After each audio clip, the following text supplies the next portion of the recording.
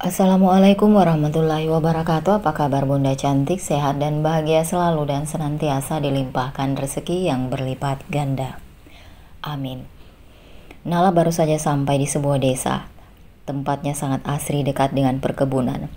Dia mencoba berdamai dengan dirinya sendiri, pergi sejauh mungkin dari Arnab saat merasa kalau dia tak pernah ada di hati pria itu. Nala menyeka air matanya. Dia sampai menjual perhiasan dari Arnab untuk bertahan hidup. Bu, apa ada bedeng atau kos di sini yang mau disewakan? Saya butuh tempat tinggal, tanya Nala pada seorang ibu yang membuka warung pinggir jalan. Oh, bedeng ada neng, tapi tempatnya kecil, ucap ibu itu. Gak apa-apa bu, yang penting ada tempat berteduh, angguk Nala. Ya udah, ayo ibu antar, ajak pemilik warung itu. Nala mengikuti langkah kaki ibu itu. Mereka menaiki jalan yang sedikit menanjak. Nala menarik nafasnya dalam-dalam, menikmati hamparan daun teh yang menghijau. Hingga sampai di sebuah bedeng yang sangat sederhana, Nala langsung setuju untuk menyewanya. Apalagi tempat itu bersih meski sangat sederhana. Apalagi bedeng itu langsung mengarah ke kebun teh, membuatnya semakin betah. Tetangga baru, ceplos seorang ibu yang sepertinya baru pulang dari bekerja sore itu. Iya bu, baru beberapa jam yang lewat, angguk Nala tersenyum berusaha ramah. Kerja di mana neng? Tanya si ibu. Kebetulan lagi cari kerja bu, saya sekarang pengangguran, jawab Nala kikuk. Nah kebetulan, kali aja rezeki kamu, di pabrik pengolahan teh kita butuh staf admin. Kayaknya kamu cocok, coba aja melamar besok, terang ibu itu memberi informasi. Alhamdulillah, semoga saja diterima ya bu, ucap Nala lega dan sangat berharap. Amin. Besok pagi siap-siap ikut ibu ya ke pabrik, pakai baju kemeja putih aja, cetus ibu itu. Iya bu, angguk Nala senang. Selepas mengobrol, Nala akhirnya memilih istirahat di dalam bedengnya. Dia merasa sangat mudah lelah akhir-akhir ini. Nala membuka kopernya. Dia mengambil alat tes pack di dalam koper itu. Sebelum datang ke sini, Nala menyempatkan ke apotek, membeli 3 alat tes pack sekaligus. Namun sejauh ini, Nala masih tak berani melakukan tes pack. Dia terlalu takut menghadapi kenyataan. Aku harus coba, tekad Nala menelan salivanya. Wanita itu beranjak dari duduknya dan melangkah ke kamar mandi. Tapi baru satu langkah masuk dia kembali keluar. Nala takut dengan hasilnya. Akhirnya dia hanya mondar-mandir di depan kamar mandi kecil itu. Gimana aku hidup kalau ternyata memang ada kehidupan di sini? Lirih Nala memegang perutnya. Capek bolak-balik, akhirnya Nala memantapkan hati masuk ke kamar mandi. Hingga akhirnya dia selesai melakukannya dan tinggal menunggu hasilnya. Nala terdiam dan memandang alat tes pack itu. Jantungnya berdegup kencang dan berharap hanya garis satu. Semoga hanya garis satu, gumam Nala penuh harap. Saking cemasnya Nala, dia memejamkan mata, menarik nafas dan mengeluarkan perlahan beberapa kali. Bibirnya terus bicara sendiri, berharap hasil garis satu di alat tes pack itu. Beberapa menit menutup mata, Nala akhirnya memberanikan diri membuka mata. Namun hasilnya langsung membuat Nala terduduk lemas di lantai semen. Syok sambil menatap bengong ke arah alat tes pack. Pikirannya tiba-tiba kosong dan tak tahu apa yang harus dia lakukan. Mungkin saja alatnya rusak, gumam Nala memberi harapan untuk dirinya sendiri. Nala akhirnya mengambil alat tes pack lain dan hasilnya masih sama. Kenapa harus garis 2? Isak Nala tak terbendung.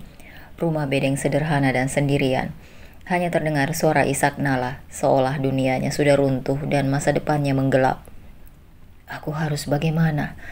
Aku gak mungkin minta pertanggungjawaban Arnab. Dia udah punya istri dan mungkin buah hatinya sudah lahir sekarang. Lirih Nala yang air matanya sampai jatuh ke lantai. Kenapa kamu harus ada di sini? Keluh Nala memegang perutnya. Aku gak punya siapa-siapa. Gimana cara aku menjagamu? Gimana kamu bisa lahir? Kenapa harus aku? Raung Nala semakin bingung. Hampir setengah jam dia hanya termenung sendirian di sudut dinding. Hingga akhirnya Nala menyandarkan punggungnya ke dinding dan menatap kosong ke arah langit-langit. Hidupku sudah berat, aku juga sendirian. Apa kita berdua pergi saja ya dari dunia ini? Racau Nala di tengah rasa frustasinya. Arnab bahkan gak mencintaiku. Percuma aku datang padanya. Belum tentu dia percaya.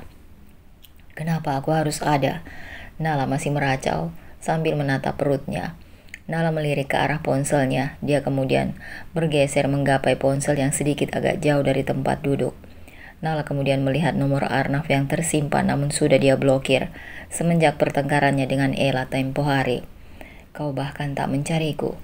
Kau benar-benar jahat, Arnaf, lirih Nala menyeka air matanya. Nala membuka kopernya, mengambil sebuah kain panjang. Pikirannya mulai semakin kacau. Nala berdiri dan ingin mengakhiri hidup. Namun suara azan dari kejauhan terdengar. Kain yang hampir dia lempar ke tiang atas rumah, urung Nala lempar. Dia memilih keluar rumah dan duduk di teras yang sederhana. Di atas bukit perkebunan teh, ada masjid kecil di sana. Masjid itu terlihat cantik di tengah hijaunya perkebunan teh yang ada di bawahnya. Suara azan seolah mengembalikan Nala pada titik sadarnya. Seperti ada secercah cahaya di dalam pikirannya yang Nala sendiri tak tahu apa. Di jalan setapak yang hanya berupa tanah, rintik mulai turun membasahi jalanan, tapi para bocah terlihat semangat berlari kencang ingin ke masjid. Wajah-wajah lugu dengan mata jernih dan tawa bahagia itu justru membuat air mata Nala semakin luruh ke pipi. Dia jadi membayangkan andai bayi dalam kandungannya dia bawa pergi selamanya dari bumi. Dia tak akan menemukan senyum bayinya saat beranjak besar.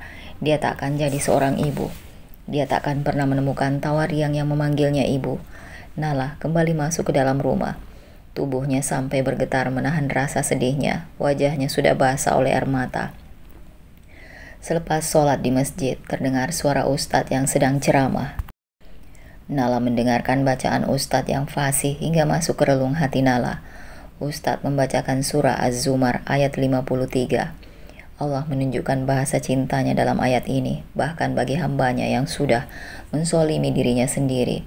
Bagi siapapun yang sudah melampaui batas, Allah beri harapan untuk tak berputus asa dengan rahmatnya, karena hanya Sang Maha Pengampun dosa.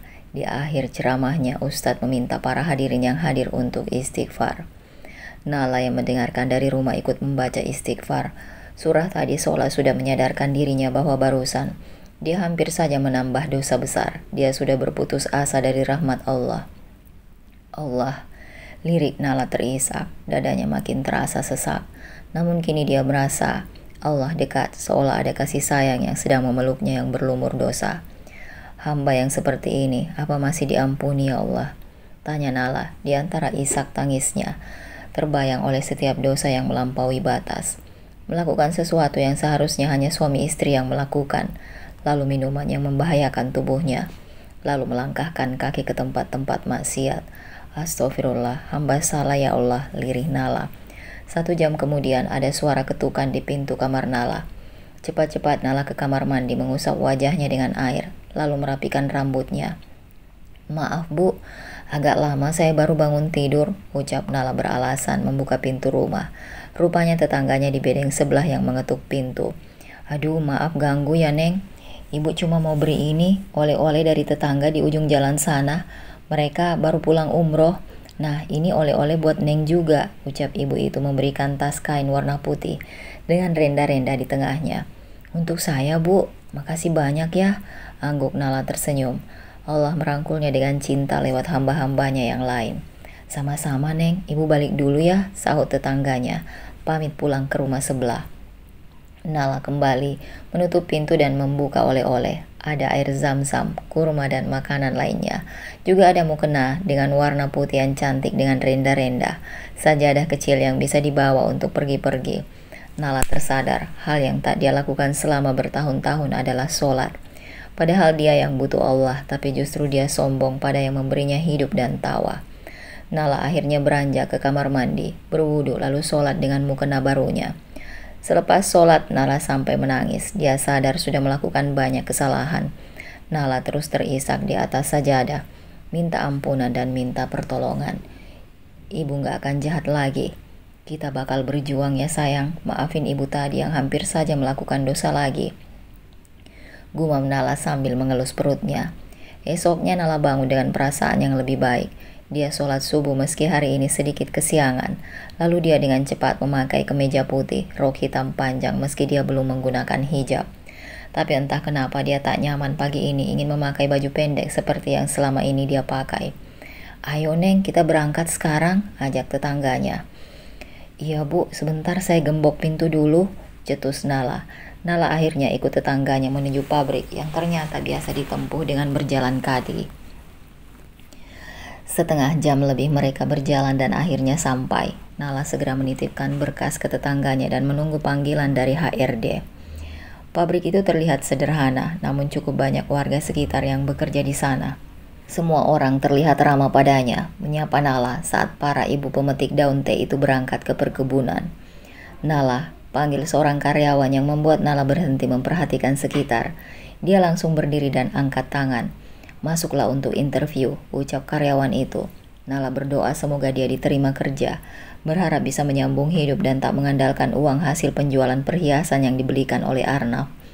Interview berlangsung sekitar setengah jam. Nala masih harus menunggu interview kedua. Nala harus bersabar sampai siang. Hingga di interview terakhir, hanya tersisa 3 orang. "Alhamdulillah ya Allah," ucap Nala bersyukur, sampai matanya berkaca-kaca. Dia akhirnya diterima kerja di perkebunan itu. "Neng diterima ya?" tanya tetangganya saat Nala keluar dari ruang HRD. "Iya Bu, makasih banyak ya." "Alhamdulillah, Ibu mah ikut seneng Neng kalau tetangga Ibu akhirnya diterima kerja juga. Besok saya mulai kerja Bu, jadi staf administrasi. Saya pamit pulang duluan ya Bu." "Iya Neng, hati-hati ya," ucap tetangganya. Nala akhirnya berjalan pulang. Dia sempat melirik sebuah rumah yang ada pelang nama bidannya. Nala sedikit bimbang ingin melaju pulang atau mampir ke rumah bidan, namun akhirnya dia memberanikan diri untuk memeriksakan kandungannya. Untung saja tempat itu sepi, tak ada warga yang datang berobat. Dari hasil pemeriksaan, Nala ternyata memang sedang hamil. Nala bersyukur kandungannya baik-baik saja. Selepas dari tempat bidan, Nala kembali berjalan kaki menuju rumah tempatnya menyewa. Siang ini tetap saja seperti sore karena lebatnya hutan, hingga cahaya matahari sulit menembus rimbunnya pepohonan. Perut Ella kembali keroncongan. Tadi pagi dia sudah makan ikan bakar yang tiba-tiba ada di depan pondoknya. Siang ini dia tidak melihat apapun di sekitar pondok. "Aku cari makanan sendiri." "Kayaknya," putus Ella, mengambil sepotong kayu untuk perlindungan diri. Ella berjalan sambil mengibaskan kayunya menyingkirkan dedaunan yang menutup jalan. Tanpa Ella tahu, beberapa orang berpakaian hitam di atas pohon tinggi selalu memantaunya. Ella tersenyum lebar saat melihat ada buah hutan yang tumbuh lebat di sebuah pohon. Ella menggunakan ujung bajunya untuk menampung buah-buahan itu. Saking senangnya dapat buah, Ella tak sadar ada hewan buas yang sedang mengincarnya. Hingga suara hewan itu terdengar, barulah Ella sadar kalau dia dalam bahaya. Ia menjerit ketakutan dan lari sambil memeluk buah yang ada dalam bajunya. "Tolong!" jerit Ella berlari sekencang mungkin. Dia sampai melemparkan kayu yang ada di tangannya. Namun hewan itu tak berhenti dan masih terus mengejarnya. "Siapapun tolong aku!" pekik Ella berlari kencang sambil terus menangis. Kakinya yang tak memakai alas sudah terasa nyeri. Entah tanaman apa saja yang dia injak hingga kakinya penuh goresan luka. Tanpa Ella sadari dari atas pohon yang tinggi, sudah ada yang menolong, menembakkan obat bius hingga hewan buas yang mengejarnya tiba-tiba langkahnya melambat. Dan akhirnya tergolek di rerumputan, tak sadarkan diri. Ella sempat menoleh ke belakang. Nafasnya terengah-engah, namun dia tetap lari. Keringatnya bercucuran, berbaringan dengan tangisnya yang kencang. Hingga akhirnya Ella sampai di pondok kayu. Dia segera mengunci pintu dengan akar pohon, lalu duduk di sudut tubuh. Tubuh Ella bergetar hebat, tangannya bahkan tak bisa memegang apapun. Buah-buahan berhamburan di lantai kayu itu. Hingga beberapa belas menit kemudian dia kembali lebih tenang. Perutnya yang lapar tiba-tiba jadi kenyang sendiri. "Ah, siapapun tolong aku mau pulang," jerit Ella frustasi hingga rambutnya acak-acakan. Hidup di hutan dan sendirian membuat Ella dihantui rasa takut. Hewan buas ada di mana-mana. Ella benar-benar frustasi. "Aku nggak mau di sini terus. Tolong woi, aku bisa gila di sini," jerit Ella meraung. Jeritannya terhenti saat mendengar suara hewan buas yang melolong dari kejauhan. Ella langsung menutup mulutnya dengan telapak tangan. Takut ada hewan yang datang, hingga tercium aroma ikan bakar di depan pondok. Ella kemudian beranjak dan mengintip dari sela kayu-kayu batang pohon yang jadi dinding pondok sederhana itu. Tak ada orang di sana, tapi sudah ada ikan bakar yang terlihat baru saja matang di bakaran. Apa mungkin yang selama ini membakar ikan adalah hantu? Aku nggak pernah lihat orang di sini, gumam Ella mulai meracau. Tapi yang memberi mushaf Al-Quran siapa? Apa benar Falisa? Gak mungkin Arnaf, pria itu terlalu kejam, gumam Ella. Ella melirik ke segala arah, tak terlihat hewan buas di sekitar tempat itu. Dia akhirnya memberanikan diri keluar pondok dan mengambil 3 ikan bakar, lalu masuk ke dalam pondok dan menguncinya lagi. Ella makan ikan dan buah hutan dengan lahap. Sementara beberapa pengawal Manggala di atas pohon yang tinggi kembali melapor ke Manggala lewat alat khusus hingga bisa terkirim cepat dengan sinyal luar. Sementara itu, Juli dan Wira singgah ke sebuah pulau besar. Di sana sudah banyak penduduk. Mereka kembali membeli bahan makanan dan bahan bakar untuk kapal. Juli yang frustasi karena kehilangan Ella bertanya di sepanjang pesisir pantai. Dia menunjukkan foto Ella di ponselnya, berharap ada nelayan yang melihat putrinya. Sayangnya semua nelayan yang dia tanya hanya menggelengkan kepala. Dia benar-benar stres. Semua pikiran buruk kini bersarang di kepalanya. Ella, kau di mana? Pekik Juli menangis, namun hanya suara burung camar yang menjawab. Juli, panggil Wira yang berlari ke arah Juli. Wira baru saja selesai membantu orang-orang mereka untuk membeli barang. Ella kemana? Raca wanita itu antara sadar dan tak sadar. Juli, sadarlah. Kalau kau seperti ini, gimana kita bisa menemukan Ella?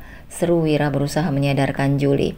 Aku takut. Gimana Ella bisa hidup di luar sana? Ayo ikut aku. Kita cari sinyal. Kita coba hubungi Arnaf. Putus Wira. Kau benar. Ayo.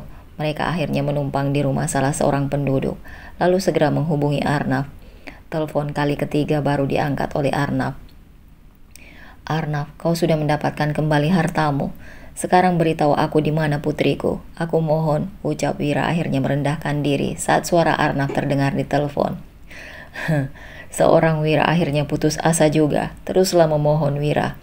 Aku lupa, kalau ternyata nggak semua hartaku kembali. Sebagian sudah kau jual dan berpindah ke pemilikan. Kau benar-benar licik.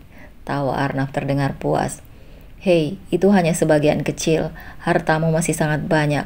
Perusahaan itu dan propertimu yang lain masih ada. Bahkan, perkebunanmu tak aku ambil. Hanya sebagian kecil hartamu yang kuambil. Ella, Wira membela diri. Oh, begitukah? Gimana kalau sebagian kecil Ella juga kuambil? Apa maksudmu? Jangan macam-macam kau Arnaf. Kenapa kau harus marah Wira? Kan hanya sebagian kecil kuambil. Seperti dirimu yang mengambil sebagian kecil hartaku. Iya kan? Gimana kalau tangan atau mungkin kaki? Kau boleh pilih yang kanan atau kiri kuambil. Tanya Arnaf yang kembali tertawa. Arnaf, kau ambil hartaku. Kuambil hartamu yang paling berharga juga. Tawa Arnaf terus terdengar kencang di telepon. Awas kau macam-macam Arnaf. Aku akan mencarimu dan aku akan membuat perhitungan denganmu. Aku tunggu kalian berdua Wira. Teruslah mencari putrimu itu sampai dapat. Mungkin saja kalian akan gila karena tak menemukannya. Atau kalau kau lelah mencari, cobalah pulang ke Jakarta. Kalian sudah kulaporkan. Kau dan Juli dilaporkan atas kasus penipuan dan Ella atas kasus kecelakaan dan menghilangkan nyawa adikku. Silahkan pilih Wira. Menggila di lautan dan kehabisan uang di jalan, atau pulanglah dan ada penjara yang menunggumu. Jelas Arnaf terlihat sangat senang di seberang telepon. Kau lebih licik dariku Arnaf. Di mana putriku? Jerit Wira hingga urat lehernya menegang. Wira, tak selamanya ulat menjadi kepompong. Ada waktunya dia berubah jadi kupu-kupu. Kau terlalu meremehkan aku selama ini. Sekarang kau terima balasanku. Arnaf, hei, jerit Wira di telepon. Sayangnya sudah tak tersambung lagi. Wira coba menghubungi lagi tapi telepon Arnaf sudah tak aktif lagi. Dasar kau gila Arnaf, pekik Wira di telepon. Ada apa Wira? Kita tak bisa pulang. Kita akan pulang setelah menemukan Ella, tekan Juli. Arnaf melaporkan kita ke polisi. Ella, kita seperti buah si malakama. Pulang kita di penjara, terus pergi kita akan kehabisan uang dan kembali miskin. Biaya pencarian Ella ini sangat besar, kita harus membayar orang-orang. Lalu membeli semua bahan makanan dan juga bahan bakar yang tak murah. Semua mahal di pulau, kita juga tak ada pemasukan lagi, semua mengandalkan uang yang kita kumpulkan selama ini. Tapi uang kita kan banyak, liri Juli ikut cemas. Iya, tapi akan habis kalau kita nggak kerja, keluh Wira. Kita nggak usah pulang aja, kita terus lari sambil mencari Ella. Aku yakin uang kita cukup. Baiklah Juli, semoga saja polisi tak sampai ikut mencari kita sejauh ini. Ayo kita pergi dari pulau ini. Aku jadi takut di tempat keramaian. Kita cari Ella lagi, ajak Juli menarik tangan Wira. Ayo, putus Wira melangkah bersama Juli. Mereka kembali berlayar. Sementara itu Arnaf masih tertawa senang setelah Wira menelpon. Dia sangat puas saat Wira memohon padanya. Bos, kenapa diberitahu kalau bos melaporkan mereka? Nanti mereka nggak mau balik ke Jakarta, tanya salah seorang preman pada Arnaf. Kau pikir aku bodoh apa? Tentu saja aku sudah siapkan semuanya. Salah satu orang yang bernama Wira adalah orangku. Dia aku bayar mahal agar membawa Wira ke pulau-pulau yang salah, biar Wira dan Juli makin frustasi. Saat mereka hampir gila, maka petugas akan menjemput mereka di penjara dan juga hampir gila. Wah, luar biasa, papar Arnaf begitu senang. Preman bertubuh kekar itu hanya manggut-manggut. Namun, tiba-tiba Arnaf kembali mual dan ingin muntah. Ada apa, bos? Tanya pria bertubuh kekar itu. Arnaf tak bisa lagi bicara. Dia segera menuju wastafel dan muntah. Sayangnya tak ada apapun keluar dari mulutnya. Bos, barangkali bos masuk angin. Soalnya bos kemarin seharian cari Valisa. Iya, mungkin saja. Apakah aku harus ke dokter? Enggak perlu bos. Cukup pakai kerokan aja. Nih aku punya koin 1.000 rupiah, ntar aku ambil minyak di dapur, jawab preman itu. Arnaf hanya mengangguk. Dia kemudian duduk di sofa panjang dengan keadaan lemas. Tak lama preman itu kembali datang. Nih bos, biar punggungnya aku kerokin ya. Arnaf menurut, meski sesekali dia menjerit merasakan sakit di punggungnya. Kamu pergi sekarang, carikan penjual buah yang masam. Sama minta sambalnya juga, aku kok kepingin ya, ucap Arnaf setelah selesai dikerok. Dia sampai menelan salivanya, membayangkan enaknya rasa buah masam dicocol dengan sambal. Waduh, carinya di mana bos? Maksudnya rujak kali bos, itu kan biasanya buat ibu hamil, bukan buat laki-laki. Gak usah banyak tanya, cepat keluar sana cari. Iya bos. Arnaf akhirnya memilih tidur setelah merasa lebih baikan. Hingga akhirnya 2 jam kemudian, preman itu kembali membawa rujak dengan aneka buah dan ada sambal kacangnya. Cepat-cepat Arnaf makan sampai habis tak bersisa. Dia benar-benar menikmati buah-buahan itu. Enak ya bos? Iya, nggak nyangka kalau rujak tuh rasanya enak. Aku baru kali ini makan rujak. Sama bos, saya juga nggak pernah makan rujak sampai hari ini, ceplos preman itu. Aku mau mencari Valisa lagi. Apa orang-orangmu sudah menemukan Lisa? Tanya Arnaf akhirnya. Sejauh ini belum melihat Valisa di jalan bos. Kami sudah keliling kota Jakarta sampai ke gang sempit juga nggak ada. Kemana Valisa? Geram Arnaf berjak kesal. Kami sampai menunjukkan foto Valisa bos. Kami dapat fotonya dari reruntuhan rumah si Juli. Tapi tetap saja nggak ada yang kenal. Arnaf kemudian melangkah pergi ke kamarnya, mengambil jaket dan kunci mobilnya.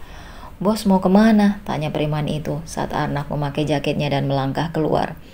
Aku mau mencari Valisa. Dia harus menerima maafku dan harus mau menerima diriku lagi. Gimana pun caranya. Iya bos. Dia pasti mau balik sama bos. Cuma cewek bodoh yang gak mau sama bos. Udah tampan, tajir melintir pula. Valisa bakal rugi kalau gak mau balik sama bos. Kau benar. Lisa cuma lagi marah dan jual mahal padaku. Tawa Arnaf yang bangga dengan dirinya sendiri. Arnaf sampai keliling hingga malam, namun tak juga mendapat petunjuk tentang Valisa. Hingga pukul 10 malam, Arnaf baru kembali ke rumah. Dia langsung duduk di sofa lembut sambil menarik nafas berat. Kesal karena tak menemukan Valisa. Kemana lagi harus cari Lisa, jerit Arnaf. Bos, aku punya ide, ucap preman itu. Apa? Aku gak mau idemu aneh-aneh ya. Enggak bos, dijamin bakal berhasil. Sekarang kan apa-apa tuh pakai media sosial. Gimana kalau bos menjual cerita sedih dan bilang kalau bos sedang mencari istri bos yang hilang, melarikan diri dengan cowok lain. Wah, pasti warganet bakal gercep bantuin bos. Bakal viral dan Valisa bakal dipantau oleh semua orang. Bos bakal lebih cepat ketemu Lisa.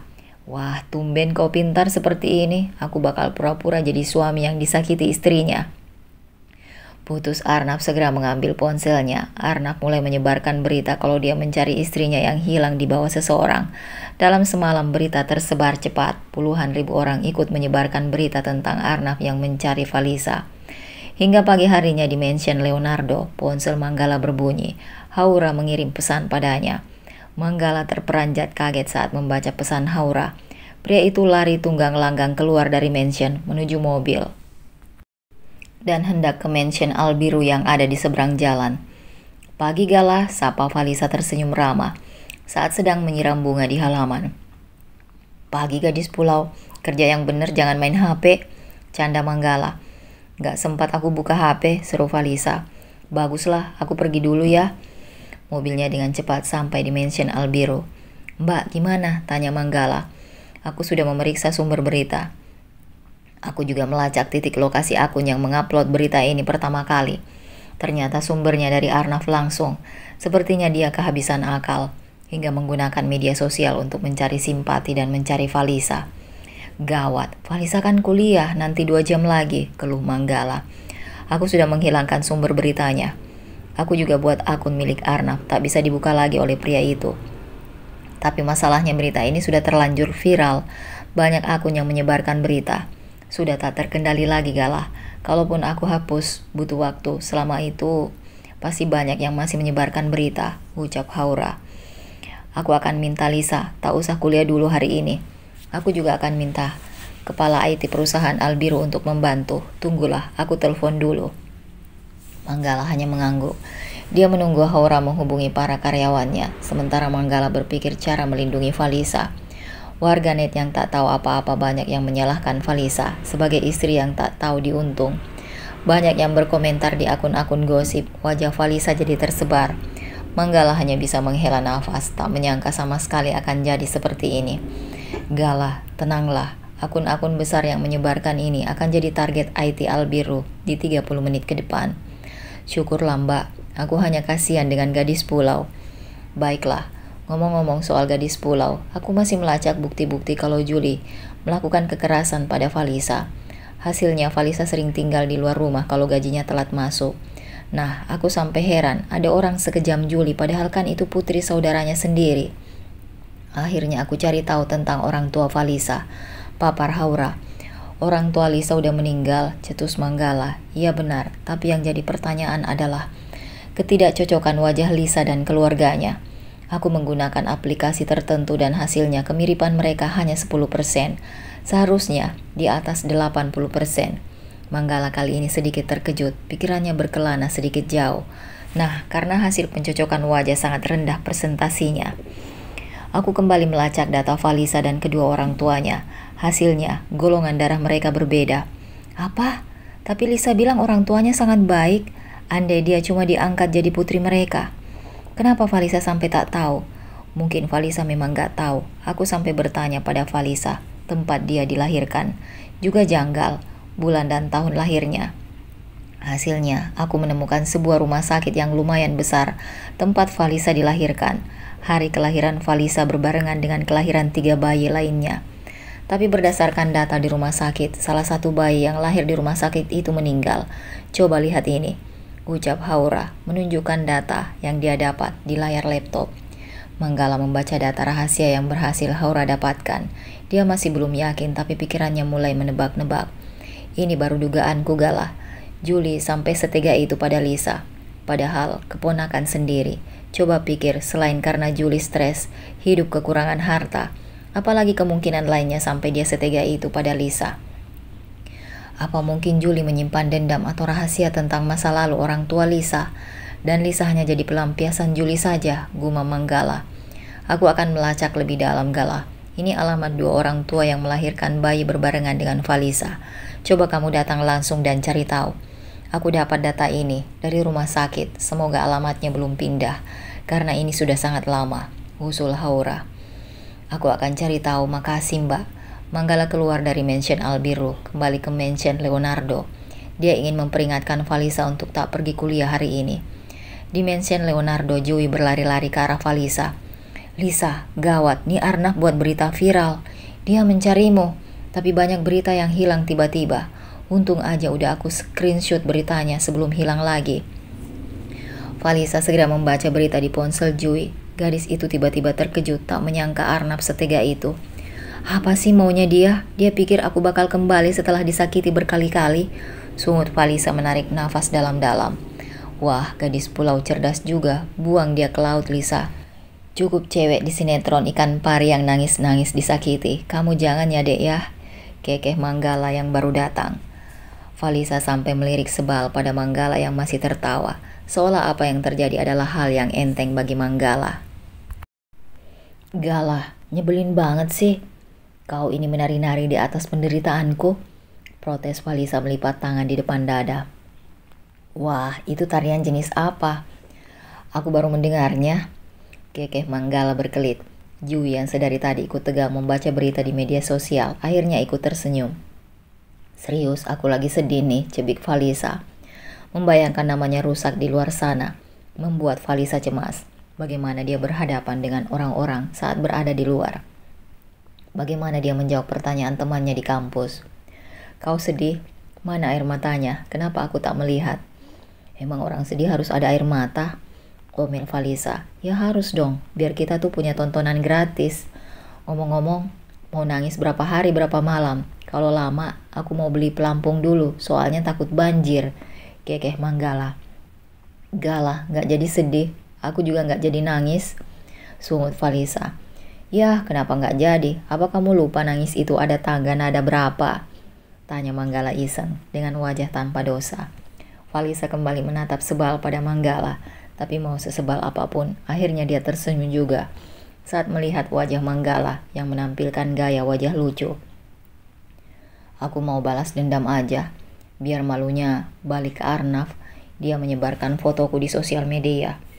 Sampai orang-orang membuliku. Dia bilang aku meninggalkannya karena melarikan diri dengan yang lain. Dasar pria menyebalkan. Kalau dia rumput, udah aku blender," geram Valisa sambil menarik nafas dalam-dalam dan bertekad. Kalau dia kutu air pasti ku bawa ke daratan, biar kehabisan napas," gumam Manggala masih berkelakar. "Gak gitu juga kali tuan muda," celutuk Jui, memicingkan mata dan menghela nafasnya. "Salah ya? Ya udah, hukumannya kuserahkan saja pada gadis pulau. Jadi Lisa, menurutmu dia itu bagusnya kita hukum gimana? Aku mau foto pernikahannya dengan Ella tersebar, dan dia minta maaf di sosial media karena sudah salah menyebarkan foto." "Tapi," ucap Valisa menggantung, "kenapa? Aku gak punya foto pernikahan dia dengan Ella. Aku juga bingung gimana memaksa dia mau minta maaf di sosial media. Kalau kita datangi, Arnaf pasti tak mau, malah dia akan memaksaku kembali sama dia." "Oh, kalau itu mah gampang. Gak harus ketemu Arnaf. Solusinya tuh ada di mansion seberang. Kita bisa membuatnya jatuh tanpa harus menyentuh," ucap Manggala bangga sambil menunjuk mansion Albiru yang ada di seberang jalan. "Keren tuan muda. Pasti Nona Haura yang bakal meretas akun tuh sarap kejepit. Maksudnya Arnaf yang sakit jiwa," celutuk Jui sambil melirik Valisa yang terlihat tak masalah dengan ucapannya tadi. "Oke, aku telepon Mbak Haura sekarang. Kamu jangan kuliah dulu hari ini," pinta Manggala. "Hah? Jadi aku gak belajar ya?" tanya Valisa terkejut. "Iya, sehari aja sampai beritanya kita ubah jadi positif." "Ya udah, oke. Oh, satu lagi, bantuannya nggak gratis. Kamu harus buat makanan lezat dan kirim ke mansion Albiru," pinta Manggala. "Siap," angguk Valisa senang. "Jui juga bakal bantu masak. Koki di mansion juga pasti mau bantu kita, Lisa." Tapi jangan lupa sisain buat aku ya," ucap Manggala. "Iya, satu aja ya," kekeh Valisa. "Iya, tapi satu kotak besar ya," sahut Manggala terkekeh lalu pamit pergi dari sana. Manggala kembali ke mansion Albiru. Dia menjelaskan apa yang diinginkan Valisa. Untung saja Haura sedang santai. Haura dengan cepat masuk ke akun Arnaf yang kata sandinya sudah dia ubah, hingga Arnaf tak bisa masuk ke akunnya sendiri. Haura kemudian mencari foto Arnaf dan Ella yang sedang berfoto di pelaminan, lalu mengupload di akun Arnaf. Haura juga menuliskan kalau sebenarnya Arnaf sudah salah memposting foto karena kepalanya yang sedang pusing memikirkan istrinya yang kabur. Haura menuliskan nama istri Arnaf yaitu Ella dan pergi setelah mereka bertengkar hebat. Lalu dia segera memposting berita terbaru itu. Haura bahkan membuat akun fake yang pura-pura jadi tetangga Ella. Akun fake Haura segera berkomentar di akun Arnaf, membenarkan kalau Arnaf memang menikah dengan Ella dan dia hadir di pesta pernikahan itu. Tak sampai di situ, Haura juga memasukkan berita itu di akun-akun gosip.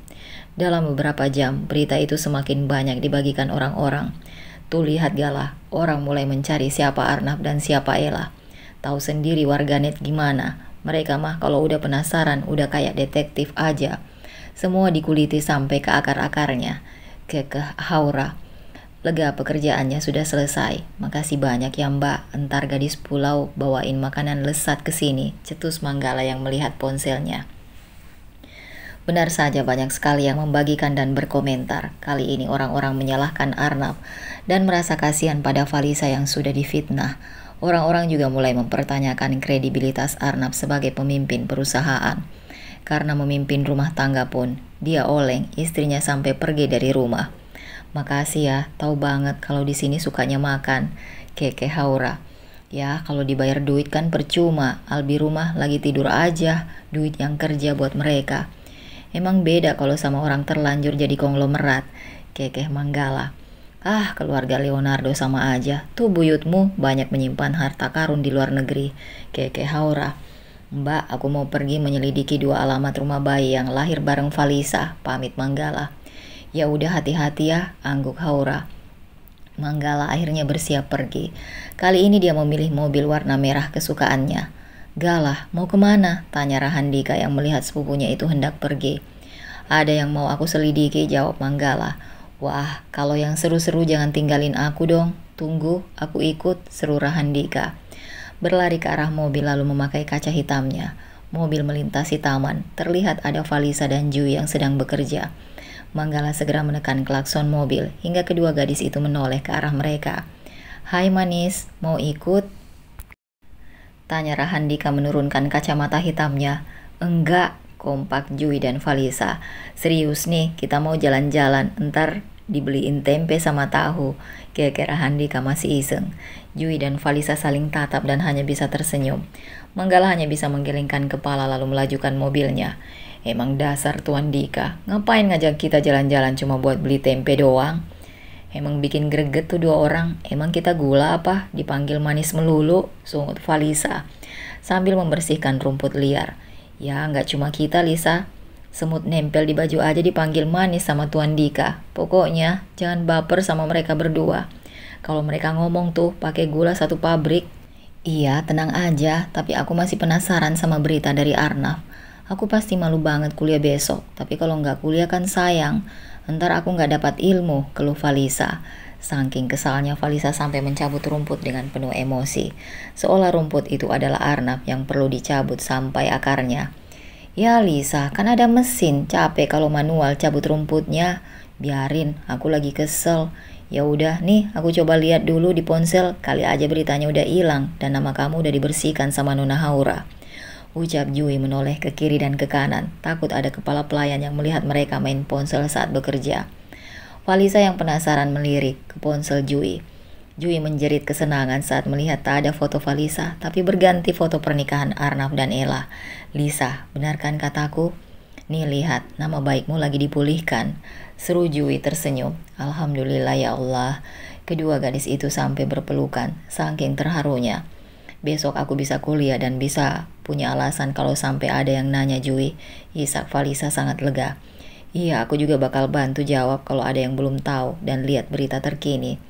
Kalian berdua lagi apa di sana? Seru kepala pelayan dari kejauhan.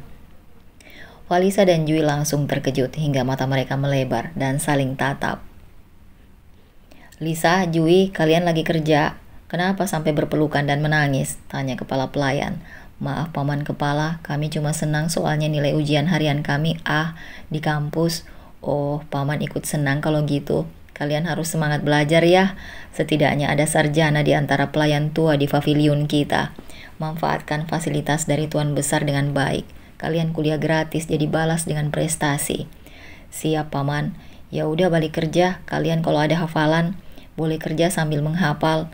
Kedua gadis itu menarik nafas lega. Falisa tersenyum senang. Dia akan berterima kasih pada Manggala dan Haura setelah selesai bekerja nanti. Sementara itu Arnab masih saja mencari Falisa di jalanan bersama orang-orangnya. Hingga dia melihat sebuah rumah yang ada tanaman buah pepaya. Buahnya begitu banyak di satu batang pohon itu, namun masih setengah matang dan belum benar-benar masak. Arnab menelan salivanya. Bos, kenapa? Itu kayaknya enak banget ya, jawab Arnab menunjuk buah pepaya. Mana enak bos, kan masih belum masak, masih banyak getahnya. Tapi aku membayangkan pasti buahnya enak banget kalau dicocol sama sambal kacang seperti rujak kemarin. Bos, Kita beli yang masak aja di toko buah. Lagian kita kan mau cari Valisa, kan preman itu mengingatkan. Aku nggak mau buah pepaya lain, aku mau buah yang di pohon itu. Kamu tekan bel yang ada di pagarnya. Bilang kalau kita mau beli semua buah yang ada di pohon itu. Siap, bos. Angguk preman itu segera menekan bel beberapa kali, lalu kemudian keluarlah seorang bapak tua. Ada apa ya? Kalian siapa? Kita cuma kebetulan lewat, Pak. Tapi bos saya kepingin sama buah pepaya yang ada di pohon itu. Apa bisa kami beli 1 atau 2 buah aja? Tanya preman itu. Bapak tua itu menatap preman itu dari atas sampai bawah. Dia jadi takut sendiri. Apalagi badan preman itu kekar, bertato, dan wajahnya sangar. Buah pepayanya belum masak. Aku nggak jual dulu, beli aja di toko buah. Tolak pria itu kembali menutup pagar rumahnya. Preman itu hanya mengangguk dan kembali ke mobil. Kamu ini gitu aja nggak bisa. Tunggu pria itu masuk ke rumahnya. Aku bakal memanjat sendiri pagar rumah dan mengambil buahnya. Pokoknya aku cuma mau buah itu, seru Arnab kesal. Siap bos, aku bakal berjaga di luar tembok. Mereka menunggu beberapa menit hingga pria tua itu masuk dan menutup pintu rumahnya.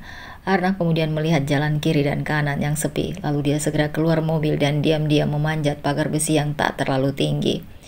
Arnab berjingkat dari balik pohon nangka menuju pohon pepaya, lalu dengan cepat mengambil buah pepaya yang paling besar dan masih berwarna hijau. Karena merasa aman dan tak ada yang melihat, Arnab kembali mengambil 1 buah pepaya lagi. Namun tanpa Arnab tahu, pintu rumah itu tiba-tiba terbuka. Maling, jerit pria tua itu menggunakan mikrofon. Suaranya menggelegar terdengar kemana-mana. Arnab dan preman itu sampai terperanjat kaget. Arnab dengan cepat berlari ke arah pagar dan masih memeluk 2 buah pepaya. Tolong, ada maling buah. Bos, tinggalin aja buahnya, yang penting lari. Jerit preman itu saat melihat para tetangga pria tua keluar dari rumah sambil membawa kayu. Ada yang membawa cangkul, sapu lidi, bahkan panci. Gak mau, aku mau buah ini. Ambil ini, aku mau loncat, seru Arnab. Masih bertekad membawa buah itu. Mau tak mau preman itu hanya menurut saja. Dia menangkap dengan tepat buah yang dilempar oleh Arnab. Aduh, kamu ini gitu aja nggak bisa, sewot Arnab melotot sambil meloncat keluar pagar. Ayo bos, lari, ajak preman itu mengambil buah yang jatuh dan sedikit rusak. Jangan lari kamu, jerit bapak tua berlari ke halaman sambil tetap memegang mikrofonnya. Nah, ini dia rupanya, Kang Maling selama ini yang udah bikin resah warga, seru seorang satpam menghadang mereka berdua. Iya benar, mau lari kemana kamu jerit seorang ibu ikut menghadang. 2 hari yang lewat buah belimbingku yang dicuri, pasti mereka ini. Arnab dan 1 orang preman itu sudah terkepung. Beberapa warga yang lain itu berdatangan membawa skop sampai pentungan. Waduh, gawat ini bos. Rasain dasar pencuri, teriak ibu itu. Warga lain yang sedang kesal akhirnya mulai memukul mereka hingga satpam melerai. Tolong, sakit, jerit Arnab yang tubuhnya terasa nyeri. Berhenti bapak ibu, biar kita bawa aja ke kantor polisi. Jangan main hakim sendiri, soalnya kan kita bukan hakim. Aku bukan pencuri. Aku baru kali ini lewat sini. Ini uangnya aku bayar. Nah, gitu dong, bayar juga buah belimbingku. Buah jambuku juga hilang. Aku cuma mengambil buah ini, gak ambil yang lain. Ayo pergi, ajak Arnab berlari kencang ke mobilnya. Preman itu juga berlari cepat ke mobil. Di belakang mereka para warga mengejar sambil meneriaki mereka. Dasar orang-orang barbar, jerit Arnab mendesis kesakitan. Bos, buahnya cuma dapat diselamatkan 1 buah. Satunya lagi terlepas waktu kita dikeroyok warga. Lapor preman itu. Arnab hanya bisa menghembus nafas kasar. Untuk sebuah pepaya dia harus membayar ratusan ribu, bahkan harus terluka. Bos, kenapa? Tanya preman lainnya saat dia sampai. Jangan banyak tanya. Cepat ambil kotak obat, banyak lecet di tubuhku. Iya bos, bentar. Arnab akhirnya diobati. Banyak luka kecil di tangannya. Punggung dan bibirnya juga luka. Bos, siapa yang melukai? Biar kami balas. Gak usah, lupakan saja. Aku cuma mau makan buah itu, biar aku sendiri yang buat sambalnya. Kau kupas buah pepaya itu untukku, tita Arnab. Siap bos. Kau kenapa berdiri dari tadi di situ menungguku? Ada apa? Tanya Arnab. Seorang preman yang setia berdiri di samping sofanya sedari tadi. Ada kabar penting bos. Apa? Jangan bilang ini kabar buruk. Sayangnya iya bos. Lihat di akun bos sendiri. Bos sudah mengupload wajah Ella dan mengaku mencari Ella. Bos bahkan minta maaf pada warganet dan bilang kalau salah foto dan Valisa bukan istri bos. Apa? Kapan aku upload postingan itu? Akunnya aja udah nggak bisa aku buka. Ini bos lihat sendiri. Arnab sampai terbelalak saat membaca postingan dirinya sendiri. Bahkan postingan itu sudah dibagikan ke ribuan kali. Bahkan ada akun yang mengulas tentang dirinya termasuk perusahaannya. Bos, ini gawat kalau sampai perusahaan bos juga sampai dicari sama orang-orang. Takutnya bos dianggap gak becus jadi pemimpin. Siapa yang berani bermain-main denganku? Aku merasa memang ada yang melindungi Valisa. Makanya aku tak pernah bisa menemukan dia selama ini. Apa pria waktu itu? Siapa maksud bos? Arnab tak menjawab. Dia lebih memilih membuka internet di ponsel. Lalu mencoba mencari tahu tentang keluarga Leonardo yang disebut Manggala. Sayangnya tak ada informasi apapun di internet, seolah keluarga itu datanya sangat terlindung. Siapa dia sebenarnya? Apa mungkin dia yang melakukan semua ini? Kayaknya yang kuhadapi saat ini kemampuannya melebihi Wira. Tapi karena rasa ingin makan pepaya, Arnab akhirnya memilih mencari resep sambal rujak. Dia kemudian ke dapur dan mulai membuat sambal. Tak lama Arnab duduk di teras rumah sambil makan buah pepaya yang dicocol sambal. Pria itu masih terus berpikir soal Valisa dan cara agar berita tentang dia dan Ella bisa menghilang dengan cepat. Kurang ajar, apa yang harus kulakukan? Sementara itu di tempat lain, Wira yang sedang bersandar di sebuah pulau harus kehilangan uang tunai 200 juta yang dia bawa. Lalu satu orang anak buahnya menghilang saat pagi. Semalam dia tidur dengan nyenyak bersama Julie. Sama sekali tak menyadari kalau ada yang mencuri uangnya. Pasti orang itu yang mencurinya. Ishak Julie yang ikut sibuk mencari uang dan membongkar semua tempat yang ada di kapal itu. Dasar pria jahat, apa kalian melihat dia lari tadi malam? Tanya Wira. Nggak lihat bos, dia pasti udah merencanakan ini semua. Gimana Wira? Kita sekarang nggak ada pegangan uang lagi. Gawat, mana ada mesin ATM di tempat seperti ini. Kita nggak bisa ambil uang Julie, terus gimana kita makan? Kita harus tetap berlayar kan? Ella pasti menunggu bantuan dari kita. Wira menghembuskan nafas kasar.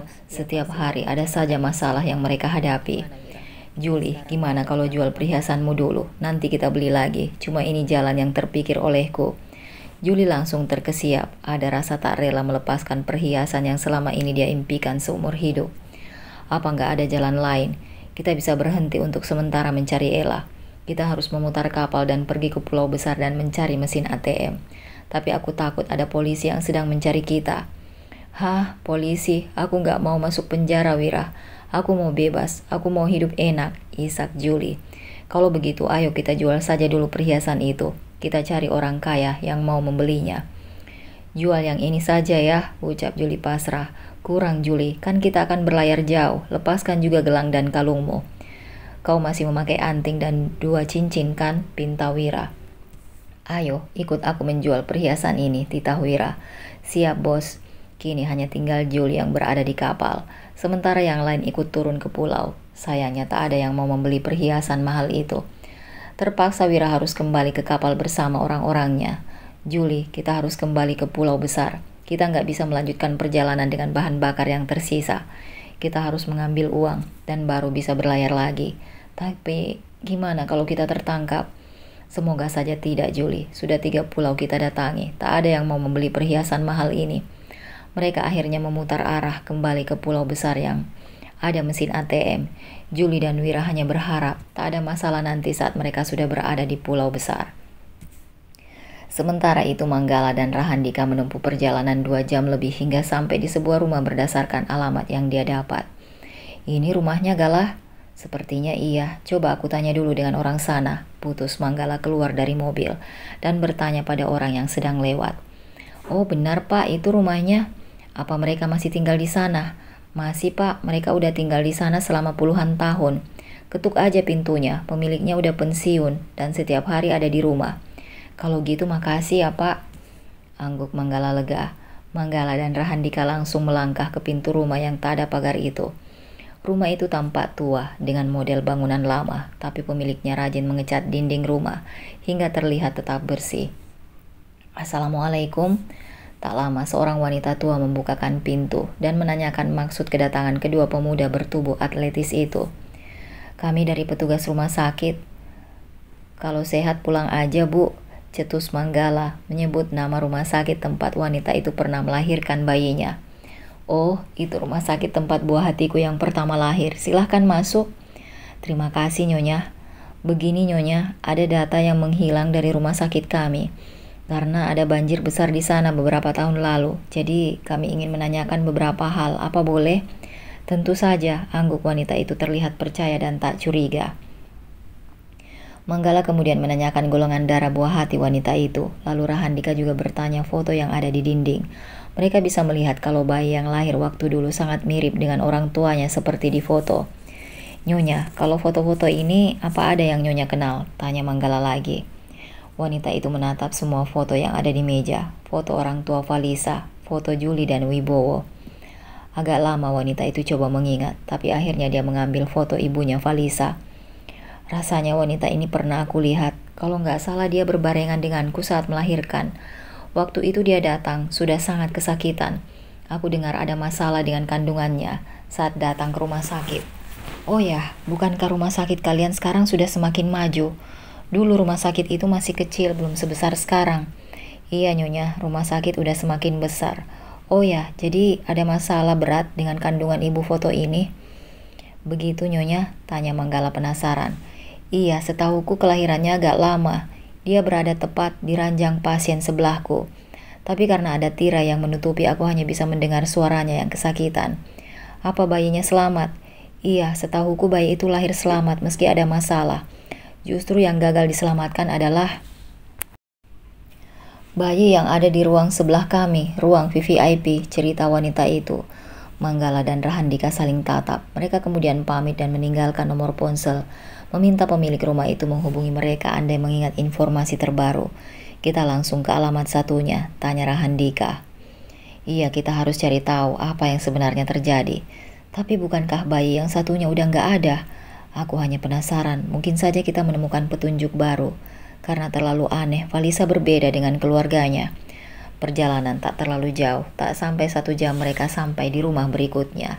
Kali ini bukan rumah sederhana tapi sebuah rumah mewah berlantai 2 yang terlihat besar dengan halaman luas. Manggala menekan bel yang ada di gerbang rumah. Lalu tak lama seorang pelayan muda datang. Cari siapa tuan? Cari pemilik rumah ini. Kami petugas dari rumah sakit karena hanya ingin mencari informasi. Wah, Tuan dan Nyonya nggak ada di sini. Mereka udah belasan tahun di luar negeri, nggak mau balik ke Indonesia. Oh, apa mereka bekerja di sana? Makanya belum bisa pulang? Tanya Manggala lagi. Bukan Tuan, tapi Nyonya besar terlalu sedih kehilangan bayinya saat dulu melahirkan. Sampai sekarang Tuan dan Nyonya belum punya momongan lagi. Terlalu banyak kenangan di rumah ini. Makanya mereka nggak mau pulang. Baiklah, kami mengerti. Boleh kami meminta alamat yang di luar negeri? Tanya Manggala. Wah, saya nggak berani, maaf ya Nyonya.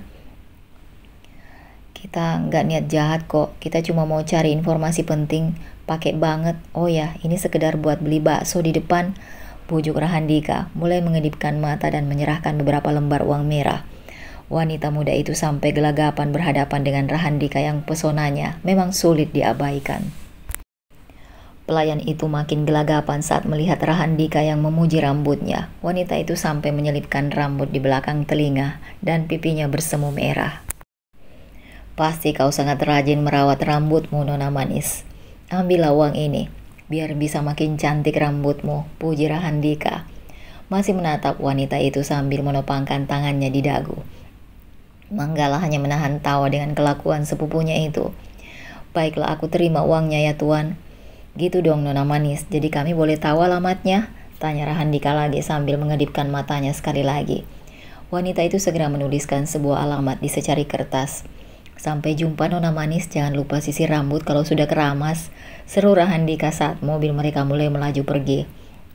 Galah, lihat kemampuanku, emang sangat berguna kan? Keke Rahandika. Jadi kau bangga jadi buaya darat, air dan udara? Tanya Manggala. Oh jelas, seluruh potensi di wajahku ini harus dimaksimalkan sebagaimana mestinya. Gersek, entar juga keriput, runtuk Manggala sambil tetap menyetir. Biarin, tapi kita kan kemana setelah ini? Rahandika sambil memandang wajahnya di spion mobil. Ke bandara, aku mau langsung pergi ke alamat ini mumpung masih belum ada tugas dari pusat. Putus Manggala. Ya udah aku juga ikut, lumayan kita refreshing sebelum akhirnya menjalankan tugas negara lagi, cetus Rahandika.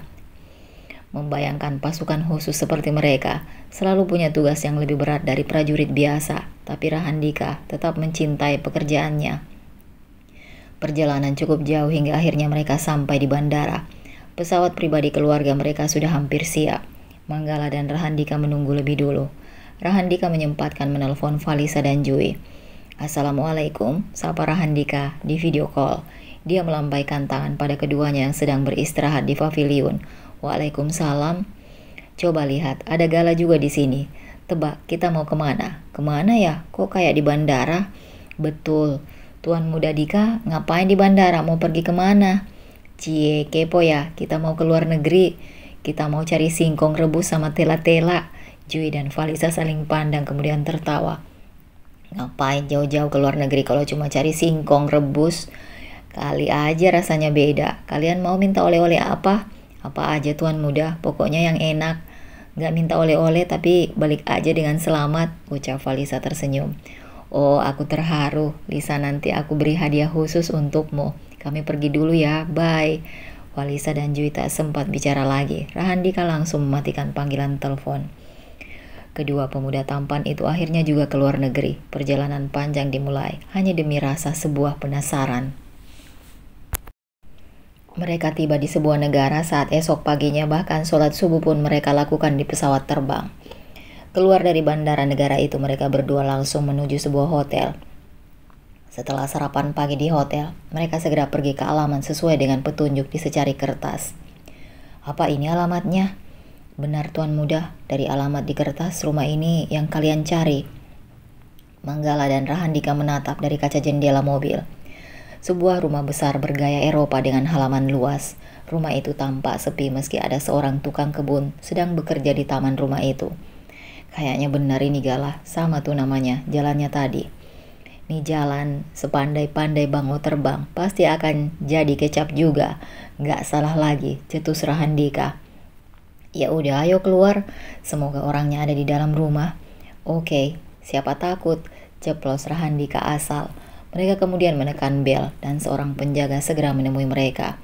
Di dalam rumah ada seorang tuan besar yang sebagian rambutnya mulai memutih, sedang menyuapi istrinya yang terbaring lemah di tempat tidur. Sesekali sang suami menyeka air mata yang keluar dari ujung mata istrinya.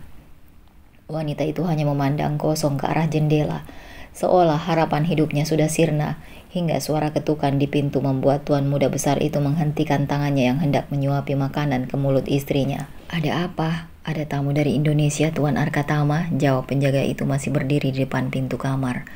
Dari Indonesia? Siapa? Tanya Tuan Arkatama. Selama belasan tahun mereka pergi dari bumi Ibu Pertiwi. Tak pernah ada tamu dari Indonesia. Katanya mereka dari rumah sakit. Kalau sehat pulang aja, jawab penjaga lagi. Tuan Arkatama sampai terkesiap, matanya beralih menatap istrinya. Sayang, mereka dari rumah sakit. Jauh dari Indonesia bisa sampai ke sini. Gak mungkin bukan kabar penting. Biar aku temui mereka dulu, putus tuan besar itu. Aku mau ikut juga. Aku mau bertemu langsung dengan mereka. Ada apa setelah sekian lama mencari kita? Ini sangat aneh, lirih istrinya. Semenjak bayi mereka dinyatakan tiada di rumah sakit itu, nyonya besar itu sering sakit-sakitan. Sampai tuan besar itu membawa istrinya ke luar negeri agar tak selalu terkenang pada bayi mereka yang tiada dan sekalian berobat. Namun hingga kini jiwa yang sedih itu tetap tak bisa terobati dengan obat-obatan dokter. Baiklah. Mereka segera turun dengan lift dan langsung menemui dua pemuda tampan itu. Tuan Arkatama sedikit mengernyitkan kening. Dia pikir yang menemuinya adalah staf rumah sakit yang sudah tua, yang berhubungan langsung dengan kelahiran bayi mereka dulu. Tapi ternyata mereka menemui seseorang yang masih sangat muda. Selamat pagi Tuan Arkatama dan Ibu Gita. Pagi juga, kalian benar dari rumah sakit? Kalau sehat pulang saja. Benar Tuan, kami kesini untuk mengumpulkan data lama, karena ruang data di rumah sakit sempat terbakar. Bukankah ini sangat lama? Untuk apa lagi data kami? Oh, tentu saja sangat berguna Tuan. Apa kalian tak masalah kalau kami tanya sedikit-sedikit? Tentu saja. Kalian sangat jauh datang, silakan minum dulu, tawar Tuan Arkatama ramah. Terima kasih Tuan, kebetulan memang haus. Apa boleh saya minta Tuan atau Nyonya menceritakan lagi waktu kelahiran bayi kalian di rumah sakit kami? Oh, waktu itu aku sebenarnya ada rapat mendadak di perusahaan kami yang ada di Bandung. Seharusnya istriku melahirkan 2 minggu lagi, tapi tiba-tiba orangku menelpon kalau istriku sudah dibawa ke rumah sakit dan akan melahirkan. Aku segera ngebut pergi ke rumah sakit, namun saat sampai ternyata bayi kami sudah tiada. Jangan merasa bersalah suamiku. Aku memang salah sayang, ucap pria itu sambil mengelus punggung tangan istrinya. Manggala bisa melihat kesedihan yang mendalam dari keduanya. Kami sampai sekarang tak punya keturunan lagi, mungkin sudah takdir kami. Aku yang terlalu tenggelam dalam kesedihan hari itu di rumah. Perutku tiba-tiba sakit, mungkin aku terlalu banyak pikiran waktu itu. Pelayanku segera membawaku ke rumah sakit terdekat. Sebelum sampai aku sudah tak kuat dan hampir pingsan. Hari itu aku dioperasi sesar. Saat aku mendengar suara bayiku lahir, aku malah tak sadarkan diri lagi. Lirih Nyonya Gita. Jadi bayi Nyonya masih hidup saat lahir? Iya, kata dokter bayiku lahir, namun aku tak sempat melihatnya karena pingsan. Hingga 1 jam kemudian, perawat mengabarkan bayiku tiada. Kami berdua benar-benar berduka waktu itu, tak menyangka bayi kami hanya hidup selama 1 jam. Padahal dia harapan kami satu-satunya. Apa kalian mengenal keduanya? Wajah sedih keduanya bahkan bisa dirasakan oleh Manggala dan Rahandika. Manggala kemudian mengeluarkan foto orang tua Valisa. Apa kalian mengenal keduanya? Aku ingat mereka. Pria di foto itu bercerita dengan sangat bahagia kalau kandungan istrinya bermasalah. Tapi mereka sangat senang putri mereka tetap selamat dan lahir tanpa kekurangan. Sementara kami, kandungan istriku tak ada masalah. Hanya saja lahir lebih cepat dari perkiraan dokter, tapi ternyata bayi kami yang tak selamat. Kami tak bisa lupa setiap detail kejadian di hari itu. Maaf Nyonya, apa Nyonya kenal dengan pria di foto ini? Tanya Rahandika mengenal foto Paman Wibowo. Oh, kami gak kenal, memangnya kenapa? Oh, gak apa-apa, hanya saja dia hampir kehilangan data kelahiran keluarganya juga. Kalau foto ini apa kalian kenal juga Tuan Arkatama? Tanya Manggala mengeluarkan foto terakhir. Nyonya Gita langsung mengambil foto itu. Foto Bibi Juli. Wajah Nyonya Gita langsung berubah kesal melihat foto itu. Walau di foto ini dia sudah tua, tapi aku takkan pernah melupakan wajah wanita ini. Dia adalah wanita yang sudah menyumpahi kandunganku. Dia bilang kalau bayiku akan tiada. Waktu lahir, ternyata ucapannya itu jadi kenyataan. Isak Nyonya Gita yang kini menangis terseduh. Tuan Arkatama berusaha menenangkan istrinya. Manggala dan Rahandika kembali saling pandang. Kini mereka menemukan fakta baru yang berhubungan dengan Valisa. Insting Manggala sebagai prajurit memang sangat tajam. Maaf, memang wanita di foto ini kenapa ya? Aku harus membawa istriku ke kamar dulu. Istriku masih sakit dan harus istirahat, tolak Tuan Arkatama. Baiklah, apa perlu kami bantu? Tawar Rahandika saat melihat Tuan Arkatama kesulitan mendorong kursi roda istrinya. Oh, aku bisa sendiri, terima kasih.